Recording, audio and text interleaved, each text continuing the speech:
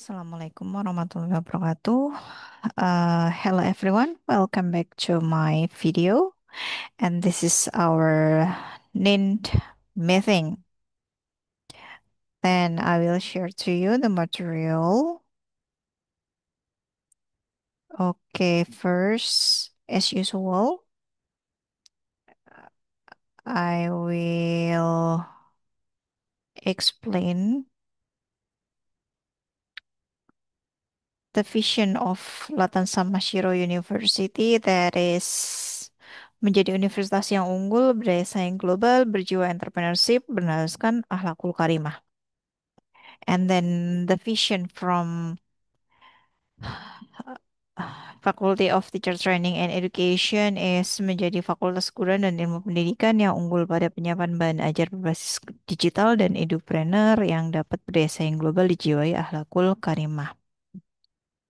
And our beloved English Education Study Program Vision is menjadi program studi pendidikan bahasa Inggris yang unggul pada penyiapan bahan ajar berbasis digital dengan pendekatan kearifan lokal serta edupreneur yang memiliki daya saing global dijiwai akhlakul karimah. And also I have Quran Surah Az-Zumar verse 39 verse 9 ya. Say are those who know equal to those who do not know. Indeed, only those endowed with understanding will take heed. So this Quran Surah Az-Zumar, in this surah, Allah Subhanahu wa Ta'ala emphasize the significance difference between those who possess knowledge and those who don't have a knowledge, ya. People of knowledge have the ability to gain deeper understanding of life, religion, and the world, and to derive wisdom from every event. Through knowledge, one becomes wiser and more capable of guiding oneself and others toward the path of truth. So please be somebody who have a knowledge. Okay, now we are going to continue the material for Southeast Asian Anglicis. I know that you um a bit slow than the regular morning class, but it's okay, yeah. Each of the material should be delivered to you. Okay, so let me explain. This is the last time, yeah, for our uh variety of English in Asian Anglicis, yeah. Okay, so in Southeast Asian Anglicis that we will discuss is about the introduction, historical background, status and function of English, sociolinguistic profile, characteristic of Southeast Asian Anglicis, conclusion and also suggested activities. And then we go to the introduction, everyone. As you know that English continues to spread as a global language, no longer confined to countries where it is used as a first language. This mean in all global context, yeah. Bolton also state that English is no longer property of England or even England and America. So it means that English is not belongs only to the native English countries, yeah. But English now belongs to all who use it. With the increasing of use of English, there are now more non-native speakers than native speakers.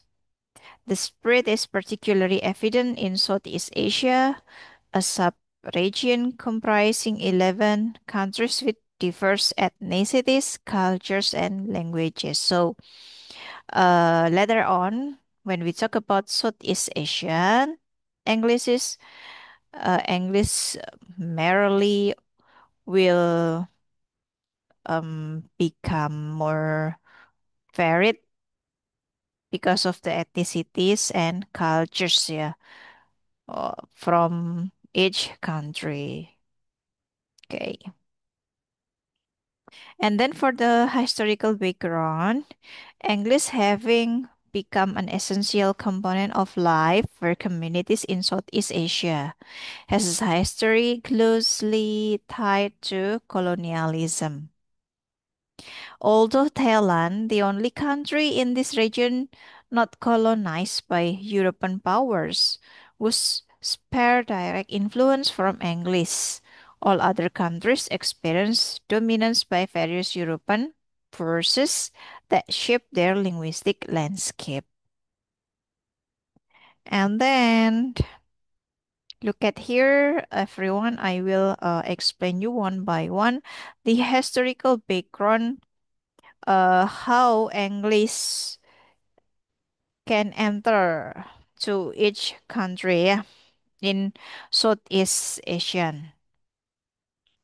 Let's go take a look on Malaysia. Yeah. Colonial history began in 1789 with the British East India Company's control of Penang. So in Malaysia, there is a English come from the British. Yeah. English language education was introduced in the Strait settlement in the early 19th century, resulting in four types of school: Chinese, Arabic, Malay, and English. That is what happened in Malaysia. And then for the Singapore, adopted a four language policy: English, Malay, Mandarin, and Tamil after independence in 1965. All four languages were used as a mediums of instruction up to the secondary school level. Yeah, that is in Singapore. And then for the Philippines, under Spanish rule from 1521, it was later controlled by the United States after the Spanish American War in 1898. English was introduced into the education system with approximately 47.3% of the population speaking English by 1918. Filipino and English become the official language, with English dominating up to the tertiary level. Yeah. And for Indonesia, Indonesia itself, my country, colonized by the Netherlands for almost 4 centuries. Dutch became the primary language of education, but after independence, Malay became the national language, replacing Dutch. And then you will see later on in Indonesia, there is also not only Malay but also in Bahasa Indonesia, yeah, become the national country, replacing the Malay. And then for the Thailand, avoided European colonization through the diplomacy of King Rama IV, maintained the dominance of the Thai language in the education system with compulsory instruction and optional courses. That's all the history, yeah, from several countries in Southeast Asia. And then how about the status and function of each country? I will explain, but not all country, yeah, only some of them. Let's say from Malaysian English, yeah. According to Omar 1992, the multilingual situation in Malaysia can be described through three layers. The primary layers consist of Austronesian languages such as Malay and the languages of Sabah and Sarawak. And then for the secondary layer includes languages from various language families and other Austronesian languages. So, Bahasa Malaysia has developed as the sole official language and is used as the language of instruction from primary education through university. However, English continues to be used in various official domains, especially among administrators who are accustomed to it and feel more comfortable using English. Malaysia's new education policy recognized English as the second most important language after Bahasa Malaysia. This policy has given English as a significant role in academic life. That is what happened during English in Malaysia, yeah. And then for status and function of Philippines English, in the Philippines, English replaced Spanish as the official language during the American colonial period. And then the Philippines gained independence from the US in July 1949. English remained an official language in both government and education, alongside the national language, which was also taught in school. A stable and nativize English shaped by Filipino linguistic norm. English function as a second or additional language in multilingual communities, yeah. And then important for understanding language practices and learning outcomes in Filipino learners. So in Philippine, we know there is Philippine English, yeah.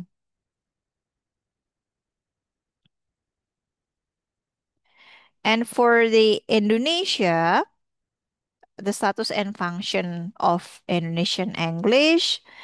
In Indonesia, proclaim independence from the Dutch colonialism on August 17, 1945, and received official recognition in December 1949. Yeah, after that independence, yeah, or in the during the colonial period, Dutch was the official language, but after independence, Bahasa Indonesia was recognized as the national official language.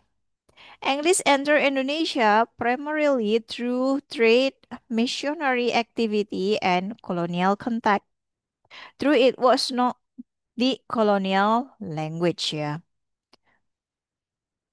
because the one that doing the colonialism is from the Dutch. Yeah.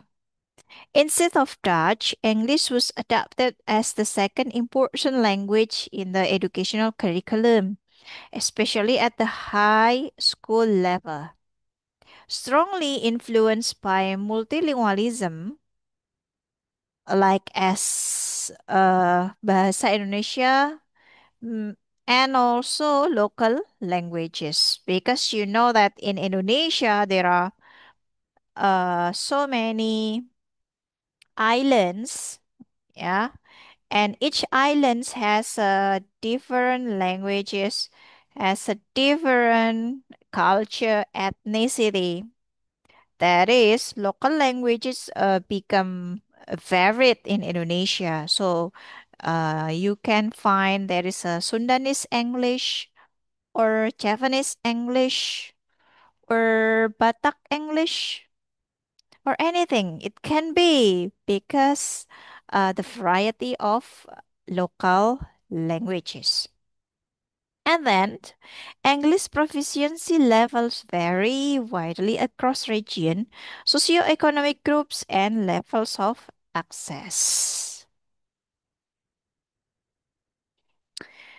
And for the sociolinguistic profile, according to Cartu and Nelson, as in English increasingly becomes the language of education and professional life in Southeast Asian countries, its role in society is evolving as well. For example, in Malaysia, educated people are fluent in Bahasa Malaysia, the national language, and do not need to rely on English to communicate with people from different ethnic backgrounds.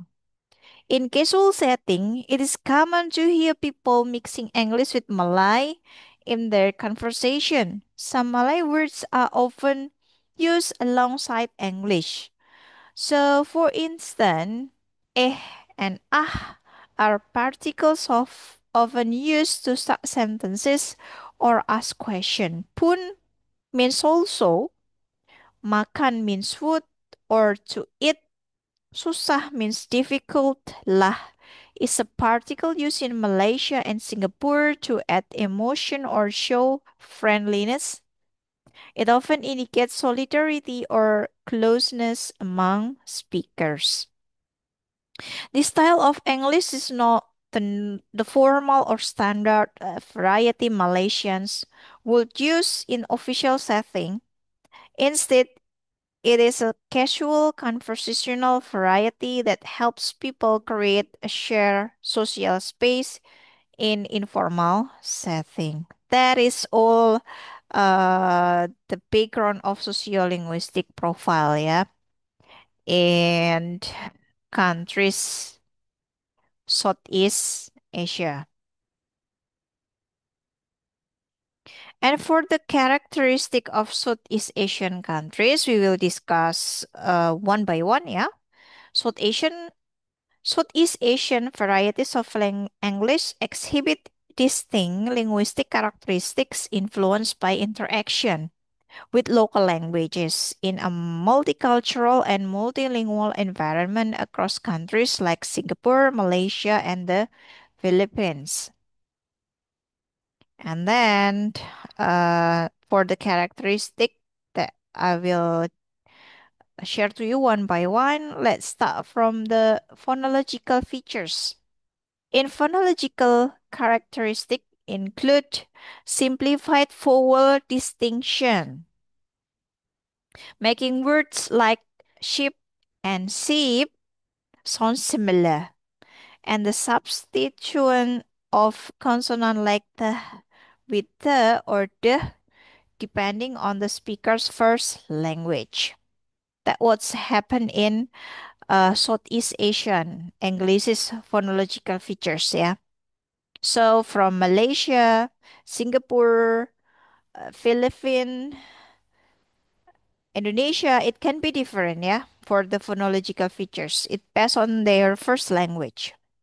And then for the lexical features, many local terms are integrated into English, such as kia, su, and lah. In Singlish, Singapore English, as well as kampung and baju in Malaysian English, reflecting the region's rich cultural diversity. And for the grammatical features, grammatical usage in Southeast Asian English is often deviated from standard norms, with present tense used to indicate past event and frequent omission of article and overuse of preposition.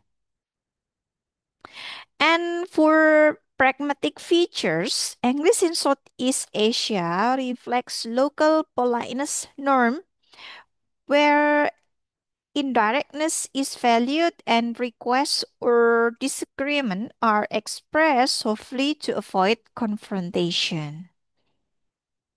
Yeah, and then that's all everyone that I can tell and explain to you about Southeast Asian Englishes. Now we are in the conclusion of all the material, yeah. First, English use in Southeast Asia has evolved with the region's historical, social, and linguistic context. And then the second one, language has shifted from a foreign language to a functional communication tool in multilingual societies.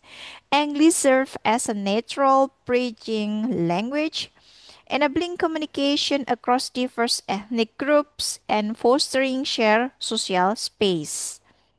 And for the colonial history influence, early language spread, but each country has since localized English to fit cultural and social norms. And then the rise of new Englishes reflect unique regional identities shaped by phonetic, lexical, and grammatical features. So, this localization demonstrates the adaptability of English and its role in expressing local identity within global communication. That is everyone. And for the suggestion activity, you may guessing and more explore it by yourself, yeah. And for the assignment, as you can watch my recorded teaching video, then you understand the material. You have to do the assignment by summarizing all the materials that are already explained by me. And then please make point to point that's important for Southeast Asian Anglicist, yeah. And you should explain again by yourself by recording into a video. The duration of the video should be around 3 minutes or more, and then share your link video in the Google Classroom assignment as the proof you did the assignment. That's all, everyone, that I can share to you in this video. Yeah, that's all. Thank you so much. Assalamualaikum warahmatullahi wabarakatuh, and see you on the next video. Bye.